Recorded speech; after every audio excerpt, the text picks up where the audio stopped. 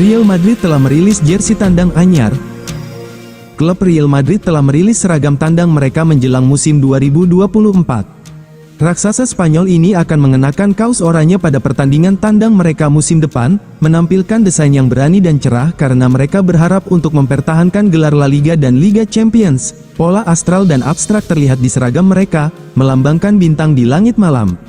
Dalam pernyataan yang dirilis klub, Madrid mengungkap inspirasi di balik tampilan unik mereka, menjelaskan bahwa desain tersebut diambil dari bintang-bintang yang muncul di langit di luar Santiago Bernabeu.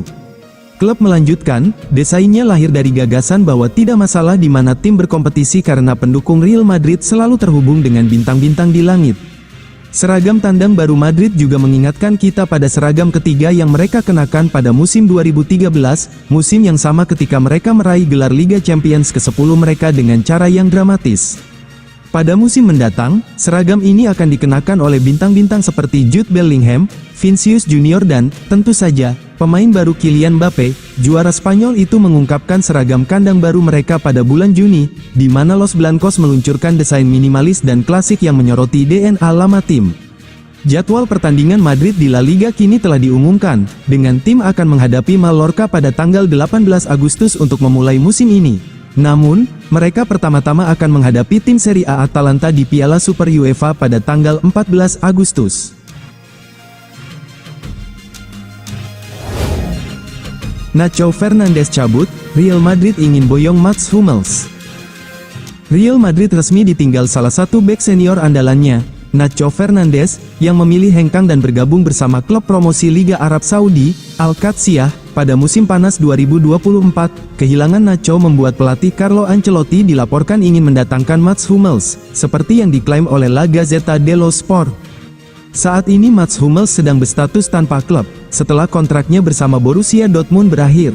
Oleh sebab itu, Real Madrid bisa mendatangkan bek senior asal Jerman itu secara cuma-cuma pada bursa transfer musim panas tahun ini. Meski begitu, mendatangkan Hummels juga bukan hal yang mudah, karena pemenang Piala Dunia 2014 itu sedang diminati oleh klub Serie A, Bologna. Klub berjuluk Irossoglu berani menawari Mats Hummels dengan gaji sebesar 2 juta euro atau setara 35 miliar rupiah per tahun, belum lagi ditambah bonus yang membuatnya bisa mendapat pemasukan 3 juta euro per tahun.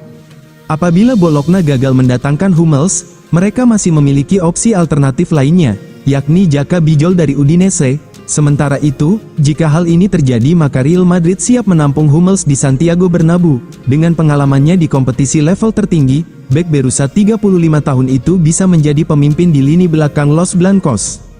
Pada musim lalu Hummels berhasil mencatat 40 penampilan dari semua kompetisi bersama Borussia Dortmund dengan mencetak 4 gol dan menyumbang 1 assist.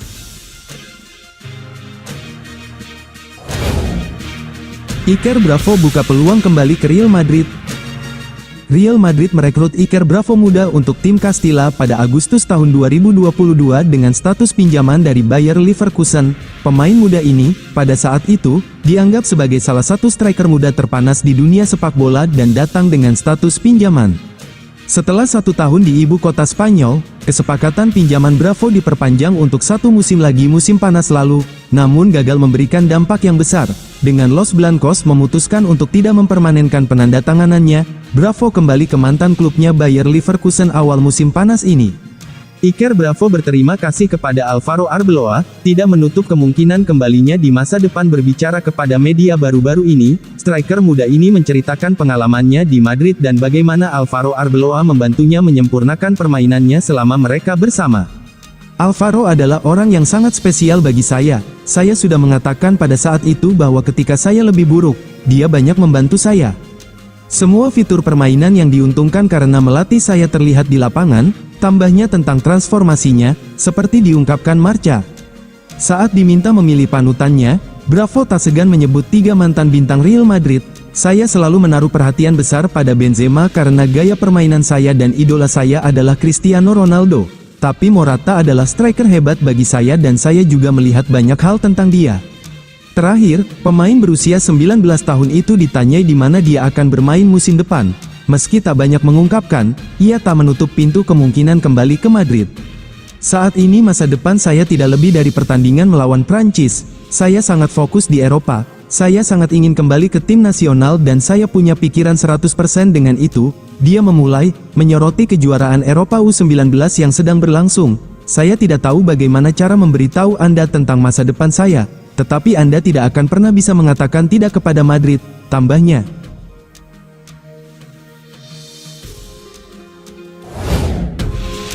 Lucas Vazquez perpanjang kontrak dengan Real Madrid hingga 2025. Real Madrid mengumumkan melalui situs resmi mereka bahwa Lucas Vazquez telah menyetujui perpanjangan kontrak dengan klub, yang akan mengikatnya hingga tanggal 30 Juni tahun 2025. Perpanjangan ini menunjukkan kepercayaan dan komitmen kedua belah pihak untuk terus bekerja sama di masa mendatang. Lucas Vazquez pertama kali bergabung sebagai pemain Real Madrid pada tahun 2007, ketika dia masih berusia 16 tahun.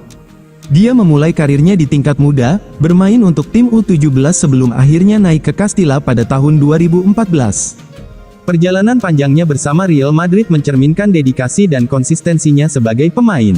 Dalam 9 musim bersama tim utama, Vazquez telah menjadi bagian integral dari salah satu periode paling sukses dalam sejarah klub. Dia membantu Real Madrid meraih 21 gelar bergengsi. Sejauh ini, Lucas Vazquez telah membuat 349 penampilan untuk tim utama Real Madrid dan mencetak 36 gol. Kontribusinya tidak hanya terbatas pada statistik, tetapi juga pada peran pentingnya dalam berbagai pertandingan krusial. Kemampuan dan prestasi Lucas Vazquez untuk bermain di berbagai posisi, baik sebagai winger maupun bek sayap, menjadikannya aset berharga bagi tim. Selain karir gemilangnya di level klub, Lucas Vazquez juga telah menjadi pemain internasional Spanyol penuh. Dia telah mengenakan jersey tim nasional Spanyol sebanyak 9 kali, menunjukkan bahwa kemampuannya diakui di tingkat tertinggi sepak bola internasional. Dengan perpanjangan kontrak ini, Real Madrid dan para penggemarnya dapat berharap untuk melihat lebih banyak kontribusi dari Lucas Vazquez. Komitmen Vazquez untuk terus bermain di Santiago Bernabeu hingga 2025 adalah berita baik bagi klub yang terus berusaha meraih lebih banyak trofi di masa depan. Perpanjangan kontrak ini juga mencerminkan visi klub untuk mempertahankan pemain-pemain yang telah memberikan kontribusi besar dalam kesuksesan mereka. Lucas Vazquez, dengan pengalamannya yang luas dan keahlian yang mumpuni, diharapkan akan terus menjadi bagian penting dari strategi dan formasi tim Real Madrid dalam beberapa tahun ke depan. Perpanjangan kontrak Lucas Vazquez hingga 2025 adalah kabar gembira bagi Real Madrid dan para penggemarnya. Dengan pengalaman dan dedikasinya, Vazquez akan terus menjadi pemain kunci dalam upaya klub meraih lebih banyak kesuksesan. Para penggemar pasti akan menantikan aksi-aksi luar biasa dari Vazquez di lapangan, membawa Real Madrid ke puncak kejayaan.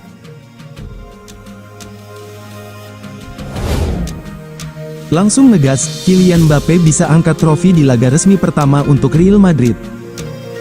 Kylian Mbappé telah dikenalkan secara resmi kepada publik Real Madrid dan yang menarik, dia bisa langsung angkat trofi di pertandingan pertama untuk El Real.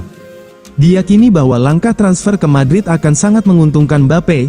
Dia punya peluang lebih besar untuk meraih trofi Liga Champions pertamanya, bahkan mungkin dilanjutkan dengan trofi individu Ballon d'Or.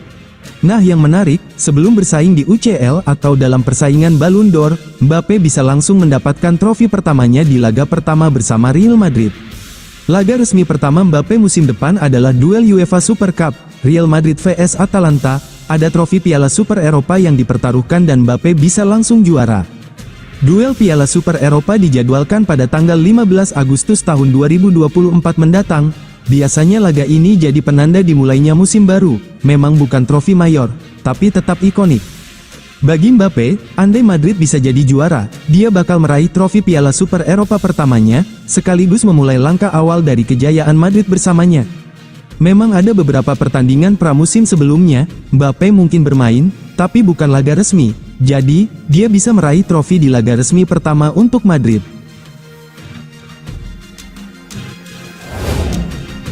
Real Madrid semakin berpeluang untuk dapatkan Mastantuono.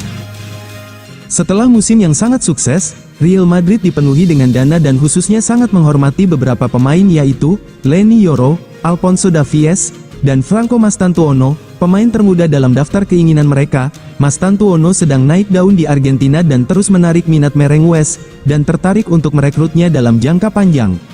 Kini, menurut The Athletic, Real Madrid sudah mengetahui syarat penandatanganan tersebut. dan sumber dari kubu Mastantuono yakin klub akan menjadikannya transfer termahal dalam sejarah sepak bola Argentina. Gelandang serang kaki kiri berusia 16 tahun dari River Plate ini memiliki klausul pelepasan sebesar 45 juta euro, yang dilaporkan meningkat menjadi 50 juta euro pada hari-hari penutupan jendela transfer.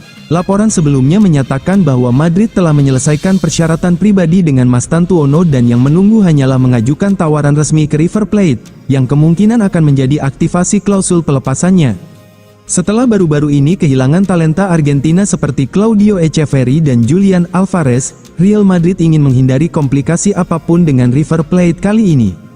Meskipun Madrid tidak akan menghadapi rintangan yang sama seperti yang mereka alami ketika menghadapi Endrick ketika membawa Mastantuono ke ibu kota Spanyol setelah ia mencapai usia yang memenuhi syarat, mereka kemungkinan akan memprioritaskan pengembangan lanjutannya di Argentina sebelum mengintegrasikannya ke dalam skuad mereka.